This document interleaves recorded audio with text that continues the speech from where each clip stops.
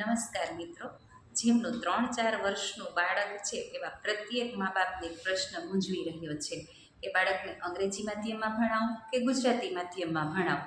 નક્કી તમારે કરવાનું છે કે કયા માધ્યમમાં ભણાવવું છે. અહીં હું કેટલાક તથ્ય રજૂ કરું છું.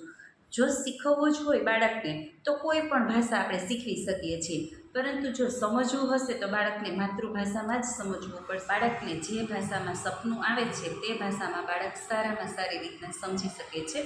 આવું ડૉક્ટર અબ્દુલ કલામ કહેતા હતા. જો શીખવવી જ હોય તો કોઈ પણ ભાષા તમે શીખવી શકો છો. અંગ્રેજી શીખવી શકો, ફ્રેન્ચ શીખવી શકો, જર્મન શીખવી શકો, હિન્દી શીખવી શકો, સંસ્કૃત શીખવી શકો.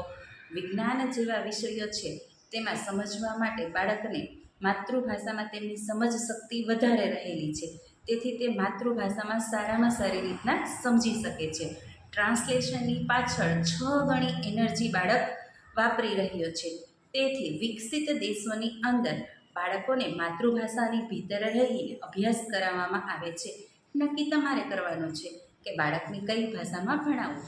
ઉત્તમ અંગ્રેજી ભણાવો, પરંતુ માધ્યમ છે એ હંમેશા માતૃભાષા જ રાખો. મેં એક પ્રયોગ કરેલો છે.